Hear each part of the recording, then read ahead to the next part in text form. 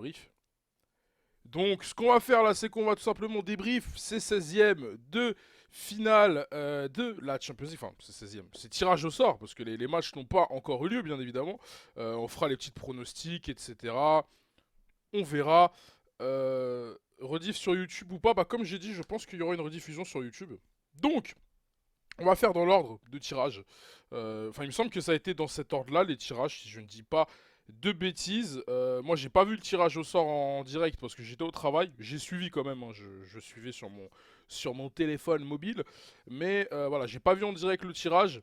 Là, il y a certaines affiches que je ne savais pas, parce que très clairement, en tant que supporter parisien, je me suis vraiment concentré sur le PSG. Après, j'avais vu Lyon, mais il y a certaines affiches, j'étais vraiment pas au courant. Donc, ce qu'il faut déjà savoir, c'est que tous les clubs qui ont terminé premiers ont l'avantage de jouer le match retour à domicile. Voilà, c'est comme ça que ça se passe. C'est pas comme à partir des quarts de finale où c'est en fonction de l'équipe tirée en premier ou en deuxième position. Voilà, il n'y a pas de, il n'y a pas d'arrangement de ce style-là. Là, c'est le premier joue à l'extérieur au premier match et après le retour, il joue à domicile. Donc généralement, ça peut faire la différence. C'est toujours mieux de jouer le retour à la maison. Surtout si tu as fait un match aller plutôt dégueulasse, ça te permet de te reprendre devant ton public. Donc ce premier 16e de finale, on a donc un Schalke 0-4 contre Manchester City.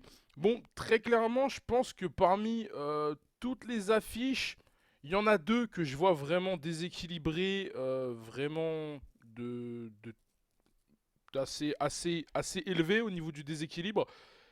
Et il y a celle-ci qui en fait partie. Voilà, Schalke Manchester City pour le coup.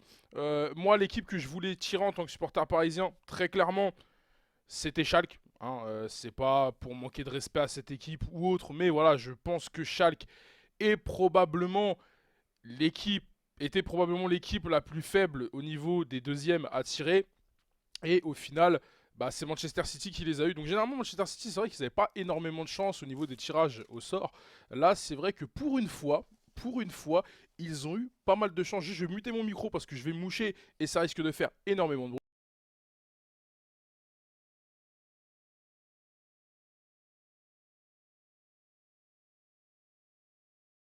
Voilà. Et donc, je pense que Manchester City est quand même très largement au-dessus de cette équipe de Schalke. Alors, ils ont quand même galéré un petit peu face à Offenheim, Manchester City. Ils ont même galéré dans leur poule tout court. Bon, ils ont terminé premier, mais voilà, il y a eu cette double confrontation face à l'Olympique Lyonnais qui leur a posé énormément de problèmes. Il n'y a pas eu de match, on va dire, trop simple pour eux dans cette poule-là. Alors que c'était une poule où, voilà, on les voyait quand même sortir très largement en tête de ce groupe-là. Après, je ne vois pas Schalke les inquiéter plus que ça. Peut-être le match aller du côté de la Veltins Arena posera sûrement quelques soucis à Manchester City. Et encore, et ensuite, je pense qu'ils feront le taf sans trop de problèmes. Sachant que voilà, Manchester City, sur la phase de poule, ils avaient quand même pas mal d'absents. On pense notamment à Kevin De Bruyne, qui est sûrement leur meilleur joueur. Je sais même pas sûrement, je pense que c'est voilà, c'est leur meilleur joueur tout simplement à Manchester City. Il a raté la plupart des matchs de poule. Je sais même pas s'il en a joué un, vu que bah, il est revenu un peu après, il s'est repété. Là, il est de retour. Si d'ici là il se pète pas, logiquement il devrait jouer les 16e. C'est pas la même équipe. Tu sais très bien qu'avec Kevin De Bruyne, Manchester City n'est pas forcément la même équipe. Ça tourne beaucoup mieux.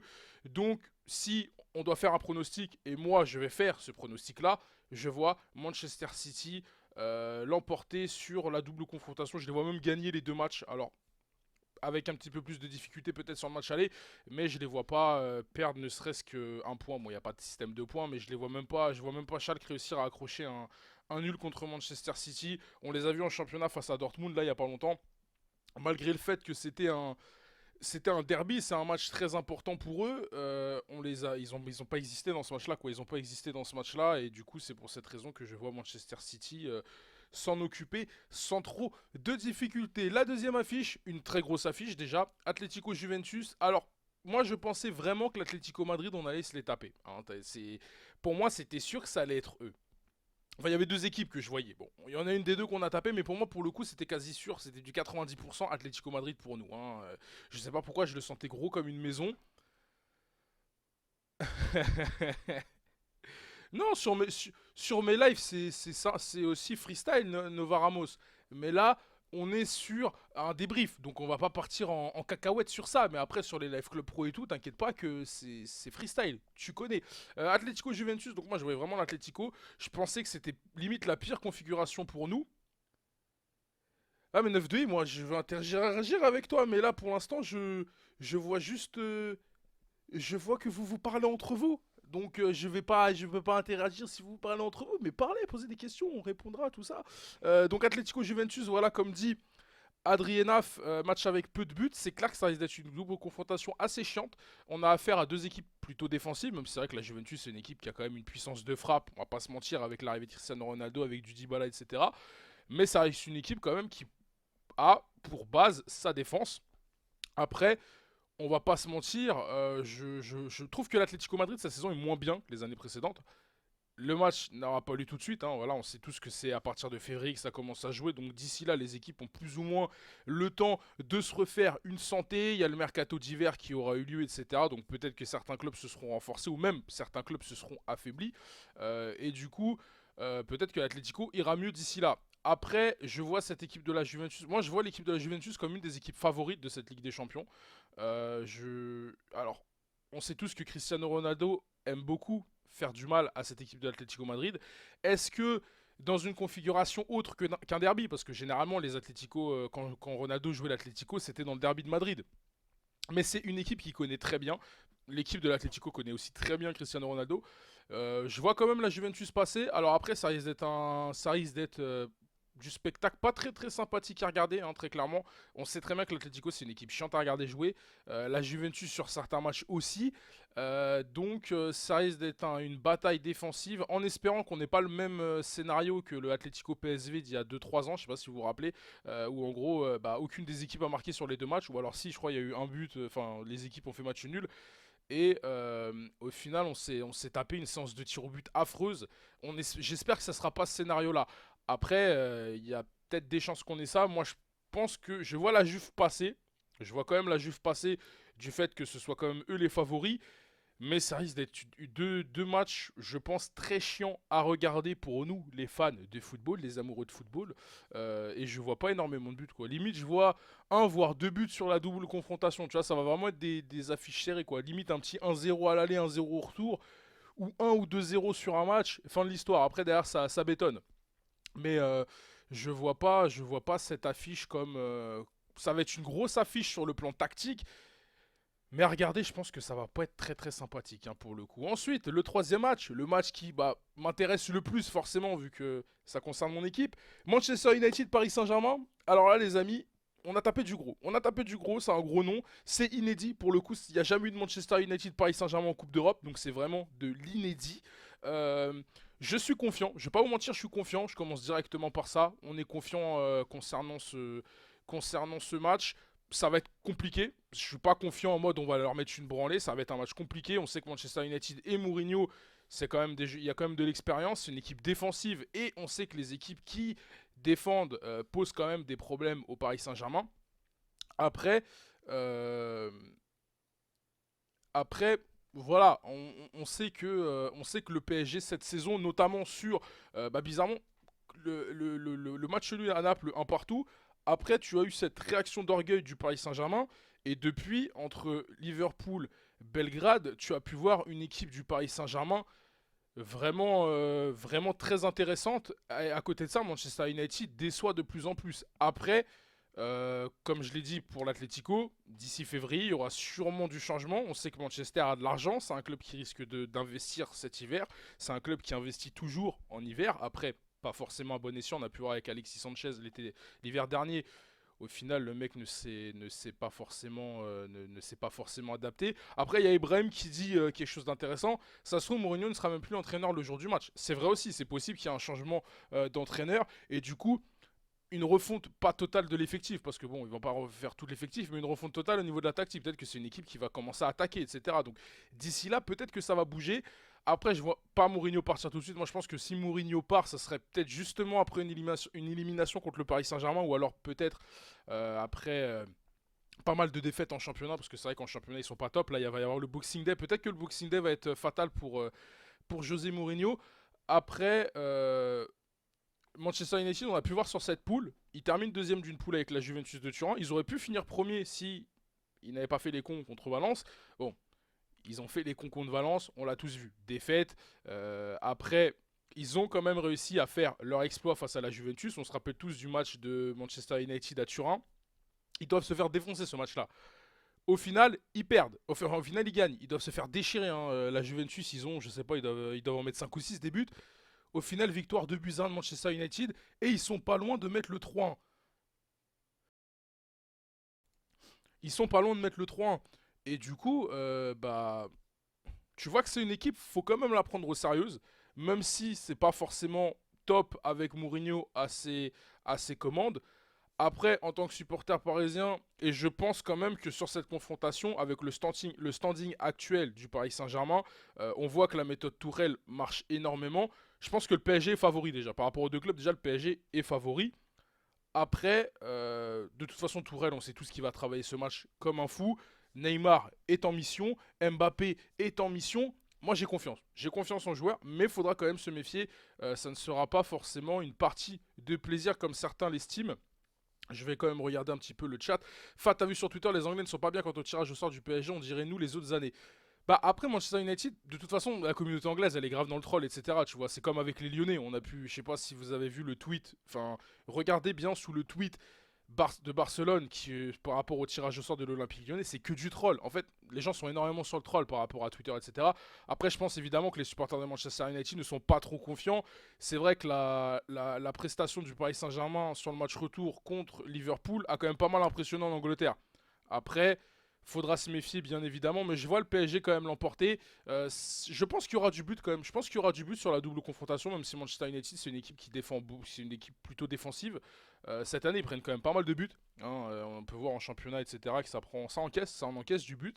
Le PSG marque beaucoup de buts, c'est la meilleure attaque en Europe, c'est la meilleure attaque de la Ligue des Champions et je crois que global il me semble qu'on ne doit pas être loin d'être la meilleure attaque européenne au niveau des stats. Mais c'est vrai que voilà, le PSG a un standing à respecter, le PSG doit passer, et j'espère que le PSG passera. Du coup, moi, je vois Paris gagnant. Je pense qu'on va galérer à Old Trafford. Je ne vois pas gagner à Old Trafford. Je pense qu'un petit match nul à Old Trafford, genre un 1-1 ou un 2-2. Et après, par contre, au Parc des Princes, petite victoire 2-0 tranquillement. Enfin, tranquillement. On va quand même évidemment chier dessus, on connaît. On a les 10 minutes. On a nos 10 minutes dans tous les matchs où il y a le moment cagade.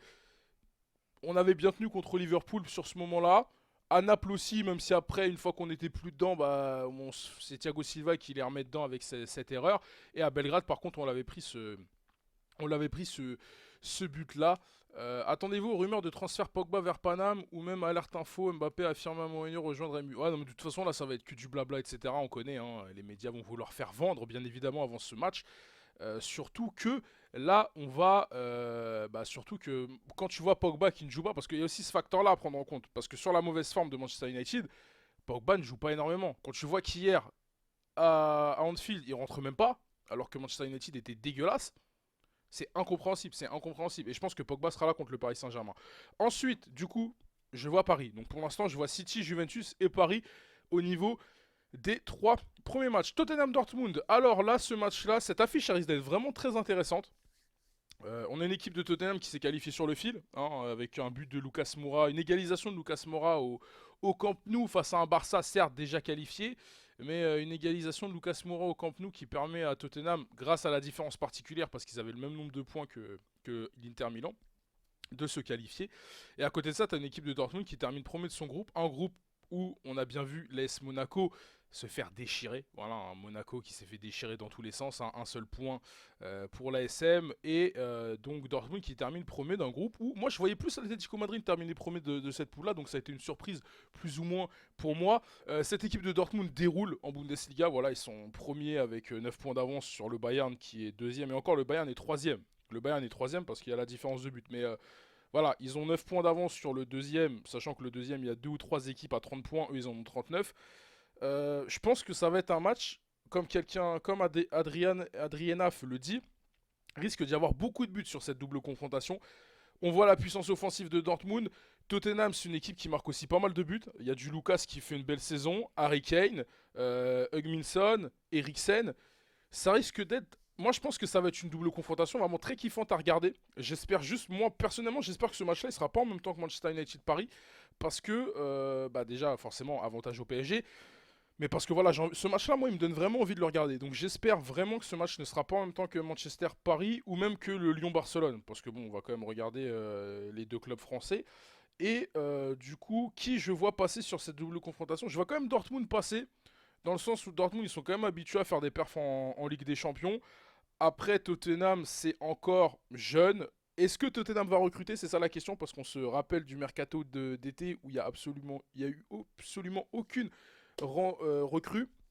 Ah, donc 9 de i, il y a déjà eu le calendrier des matchs. Je savais pas. Je savais pas. Donc Paris, c'est le 12 février, Lyon, c'est le 19. Donc ça, c'était logique. De toute façon, vous n'allez pas mettre les clubs français en même temps. Du coup, 9 de Hypoto, si tu as l'information pour Tottenham Dortmund, ou même si tu as même le calendrier complet, n'hésite pas à le balancer en lien. Je pense que tu peux mettre un lien. Du coup, comme ça permettra de le voir. Et au pire, limite, je le mettrai comme ça sur le live directement. Euh, donc ce Tottenham Dortmund, je vois quand même Dortmund passer.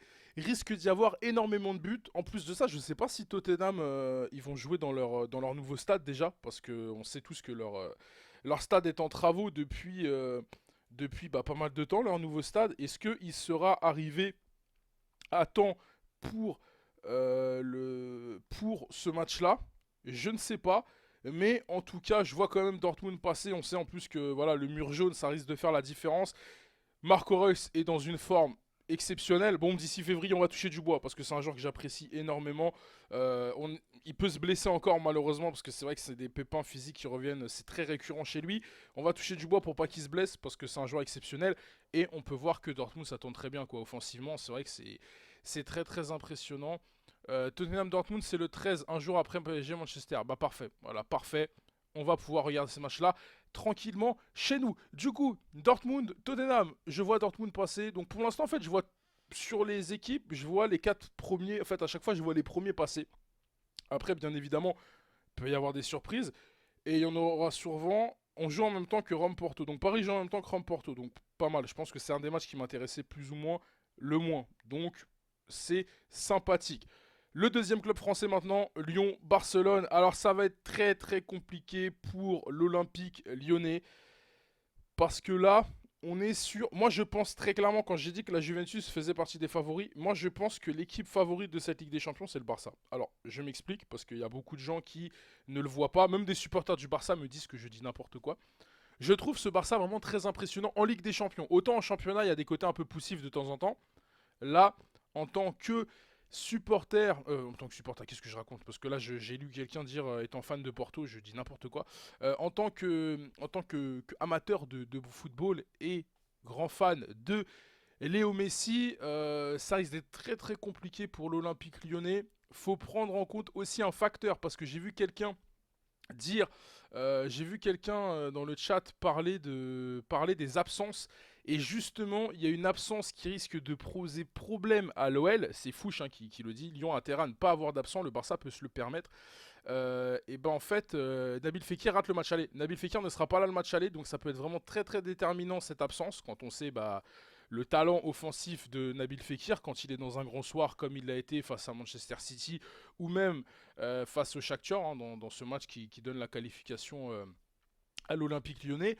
Après, à domicile, je pense que Lyon peut les accrocher. Je dis pas peut gagner, mais peut les accrocher. Genre accrocher un petit match nul ou quelque chose comme ça.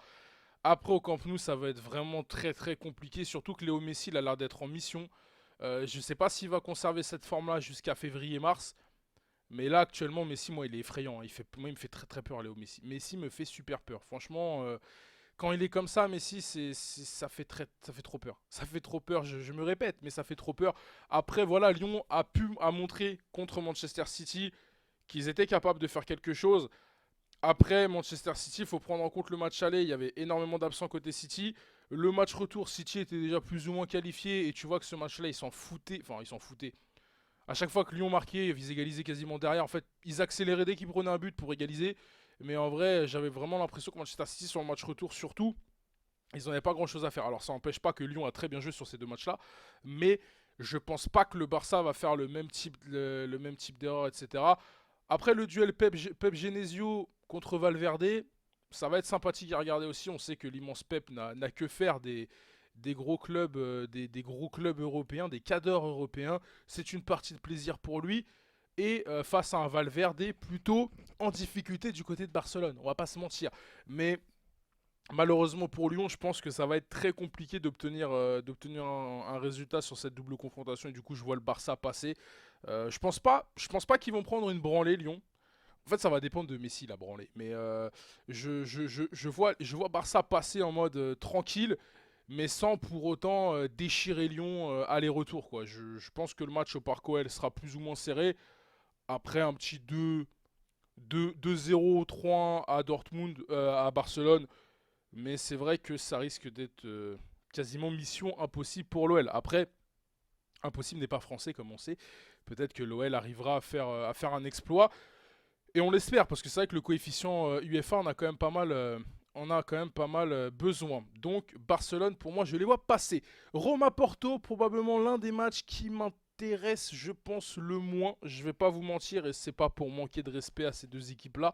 Je pense que c'est probablement l'affiche la moins bandante, désolé du terme. Roma-Porto, donc Porto qui termine très largement en tête de son groupe. Je crois qu'ils ont terminé à 16 ou 17 points, donc avec pas mal d'avance sur Schalke. Alors Porto est en grande forme. La Roma est quand même plutôt en petite forme cette saison, on va pas se mentir. Ils terminent deuxième de leur groupe. Alors ils terminent deuxième de leur groupe avec quand même, surtout le match retour, énormément de regrets concernant le match retour contre le Real. Ils perdent ce match, ils prennent ce match, qu'en plus ils prennent un 2 ou 3-0, enfin bref, ils prennent un score assez sévère. Quand tu vois la première mi-temps et le nombre de ratés, la Roma ne doit jamais le perdre ce match. La Roma ne doit jamais le perdre. Après, Porto est intéressant cette saison, mais je vois quand même la Roma passer. Ça va être pour moi la seule équipe, enfin, non, pas la seule, mais par rapport au deuxième, c'est vrai que depuis tout à l'heure, entre les premiers et les deuxièmes, c'est vraiment les premiers, à chaque fois je dis les premiers. Je vois bien la Roma passer par rapport à. C'est vrai que sur les dernières performances européennes, ils étaient plutôt intéressants. L'année dernière, ils font un parcours très sympathique, justement par rapport à. On se rappelle tous cette élimination contre. Enfin, c'est quand ils sortent le Barça avec la fameuse remontada. Et en plus de ça, après, après, il y a cette double confrontation face à Liverpool, ils se font plier à Anfield. Ils sont pas loin de faire quelque chose sur le retour encore une fois, mais c'est vrai que je vois pas Porto réussir à faire quelque chose contre la Roma. Comme je dis depuis tout à l'heure, février, je pense que d'ici là, la Roma aura quand même corrigé pas mal de choses. Il y a moyen qu'ils recrutent. On sait qu'il y a Monchi chez eux, Monchi qui travaille énormément avec les scouts, etc. Est-ce que la Roma va faire du recrutement cet hiver? C'est possible. Je pense qu'ils vont se renforcer.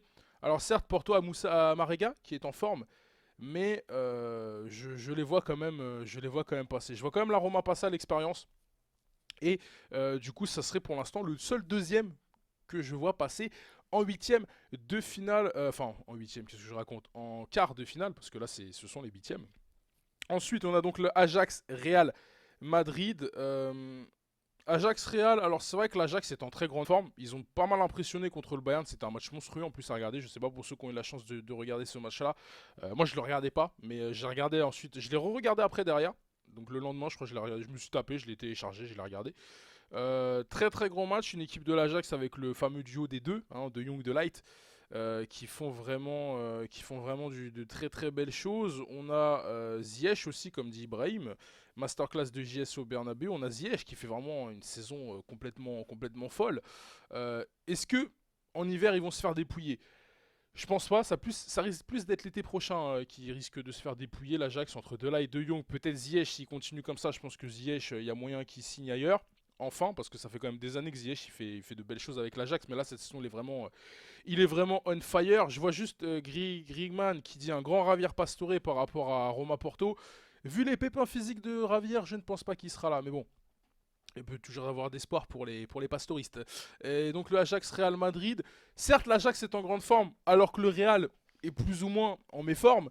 Mais ce Real en méforme, ça fait des années qu'on nous fait le coup. L'année dernière, même nous, on a eu le droit. Le Real est en méforme, le PSG va passer. 3-1, 2-1 au parc. Allez hop, c'est plié, emballé, c'est pesé. On a pris 5-2 sur la double confrontation. Et derrière, ils vont gagner avec des champions.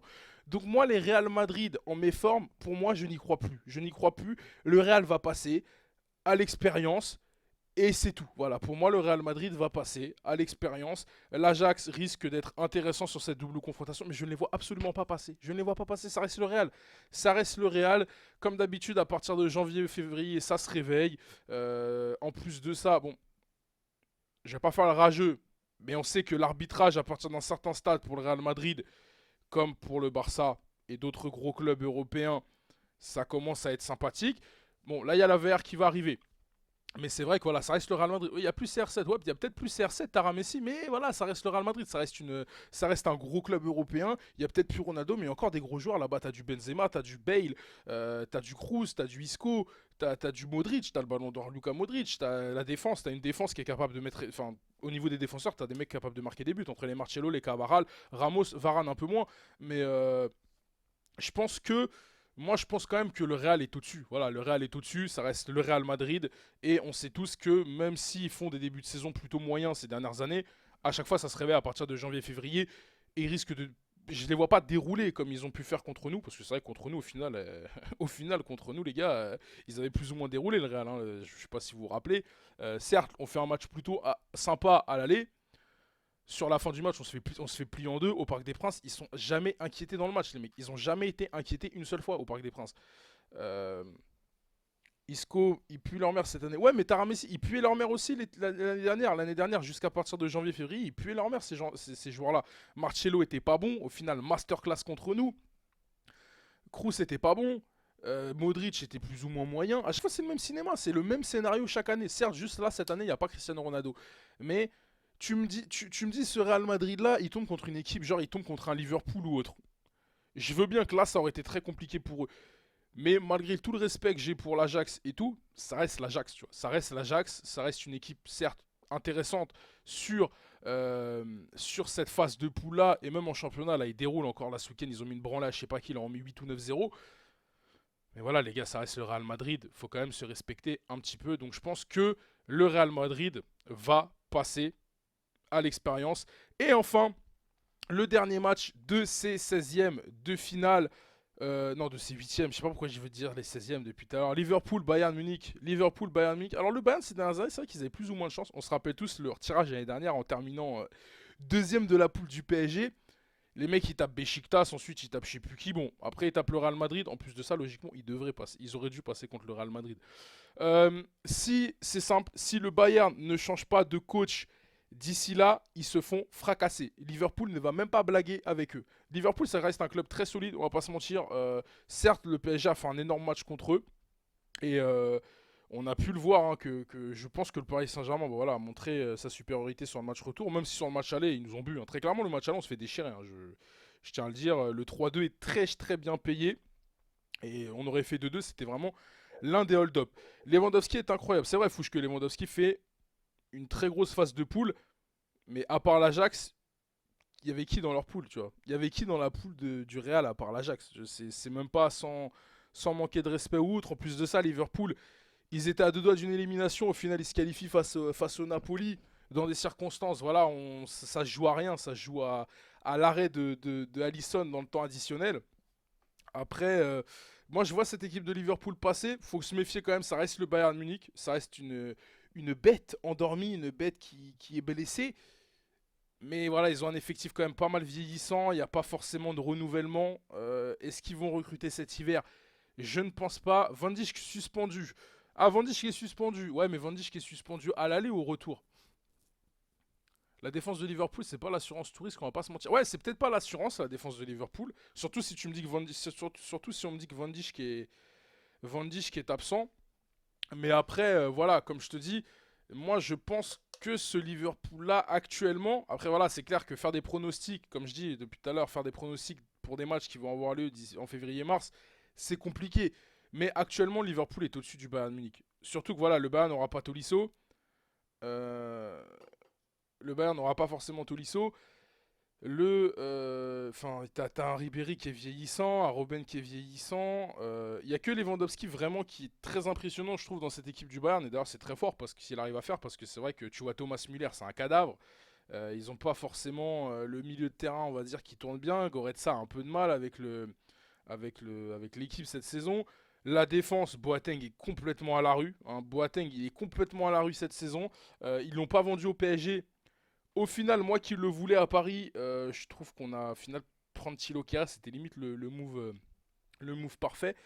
Et quand tu vois les difficultés qu'a Boateng cette saison face à Salah, Mané, Firmino, surtout que le trio a l'air de s'être plus ou moins réveillé, surtout Mohamed Salah, c'est vrai que Mohamed Salah il faisait un début de saison plutôt compliqué. Et là sur le dernier match, je le trouve de mieux en mieux. Il y a eu le triplé, il y a eu le but face au Napoli, ce très joli but d'ailleurs contre Napoli. Moi je kiffe ce but. Tolisso, c'est pas spécialement l'élément fort du Bayern. Non, mais je sais que c'est pas forcément l'élément fort du Bayern, mais ça reste un joueur très intéressant pour le Bayern Munich. C'est un milieu capable de marquer des buts ça peut que leur apporter, des choses. Boateng, depuis qu'il est tombé face à Messi, c'est plus le même. Après, tu peux pas forcément dire ça parce que Boateng, juste après le crochet, il me semble qu'il gagne la Coupe du Monde. Donc, au final, désolé, j'étais en train de boire. Au final, je pense qu'il préfère avoir sa Coupe du Monde qu'être tombé face à Léo Messi. C'est comme Fight et Pepe, heureusement, il les a pas pris. Ouais, mais là, on n'est pas là pour parler Mercato, les amis. On est là pour parler Ligue des Champions. En plus de ça, ouais, comme dit Nico, j'ai l'impression que Liverpool est en train de trouver son équilibre au milieu de terrain, ce qui n'était pas forcément le cas au début de saison. Ça a tourné avec le milieu à 3, Viginaldoum, Henderson et Milner. Là, il est en train d'instaurer un milieu à 3, Fabinho, Keita, Viginaldoum qui tourne vraiment très très fort. Fabinho, il est en train de retrouver. C'était en 2015. Ah, c'était l'année d'après alors. Euh, Après, voilà, comme je dis, attends, j'étais en train de dire quoi? Parce que là, vous m'avez coupé. Je suis en train de lire le chat en même temps. On parlait de putain, ça m'a coupé les gars, ça m'a coupé. Ouais, le milieu de terrain, le milieu de terrain. Fabinho, il est en train de revivre. Fabinho est en train de revivre. Naby Keita qui monte en puissance. Je pense que Liverpool, ça risque d'être encore plus fort que sur la phase de poule. Alors certes, nous on termine premier de cette poule-là, etc. Mais c'est vrai que je pense que si Liverpool sera beaucoup plus fort une fois que son milieu de terrain tournera vraiment, parce que là ils sont encore en train de chercher leurs automatismes, parce que voilà c'est clair que Fabinho n'a pas énormément joué sur cette première partie de saison, là il commence enfin à enchaîner les matchs. Naby Keita c'est pareil, alors que Naby Keita il avait bien commencé la saison, après il a eu un petit trou, je sais pas s'il s'était blessé ou autre, mais, euh, mais voilà quoi, donc cette équipe de Liverpool, moi je les vois passer. Je les vois passer. 10 février, je suis pas sûr que ce ne sera pas la même Bayern du début de saison. Je vois un changement radical et à voir si Liverpool reste sur sa lancée en championnat. Moi, le changement radical, comme je dis, fou, je pense que c'est un changement d'entraîneur. Kovac a l'air d'avoir perdu son groupe. Et c'est triste pour lui parce que ça montre aussi que la fameuse institution Bayern Munich n'est pas si forte que ça, dans le sens où c'est les joueurs qui font la loi. Hein. On a pu voir avec Ancelotti. On se rappelle tous hein, le 3-0 au Parc des Princes avec le vestiaire qui avait très clairement lâché Ancelotti. Hein. On va pas se mentir. Je pense pas qu'ils prennent un 3-0 au Parc si les joueurs ne lâchent pas Ancelotti. Et ça montre qu'au final, pour un club qui ont nous vanté son institution très forte, les joueurs font quand même la loi, tu vois. Les joueurs font quand même la loi, et là, ça se voit qu'ils veulent faire dégager leur coach. Pour l'instant, la direction du Bayern n'a pas forcément cédé. Est-ce que d'ici là, ça sera le cas? Et après, quel entraîneur pour le Bayern, tu vois? Quel entraîneur disponible sur le marché actuellement pourrait reprendre le Bayern? Comme coach, t'as qui? T'as Blanc, t'as Zidane, t'as... Peut-être qu'ils iront rechercher un Juppen Case, mais j'ai du mal à y croire parce que bon, à un moment, Papy il va en avoir marre, le mec, de devoir venir faire le pompier de service chaque année, sachant que le mec il veut prendre sa retraite, il veut être tranquille. Je vois pas qui pourrait prendre le Bayern Munich. Franchement, dites-moi dans le chat là pour ceux pendant qu'on est en live avant que je parte sur Football Manager. Mais dites-moi pour vous qui vous voyez reprendre les rênes du Bayern en cas de licenciement du coach. Parce que moi je pense que si ce coach-là reste au Bayern Munich, enfin, la saison du Bayern risque d'être très très compliquée, que ce soit face à Liverpool ou même en championnat, parce que championnat, ça a l'air d'être très très mal parti pour eux d'aller le remporter, parce que les 9 points d'avance de Dortmund, ça va être très compliqué d'aller les récupérer quoi. Wenger, Jardim, c'est vrai qu'il y a Wenger, c'est vrai qu'il y a Wenger.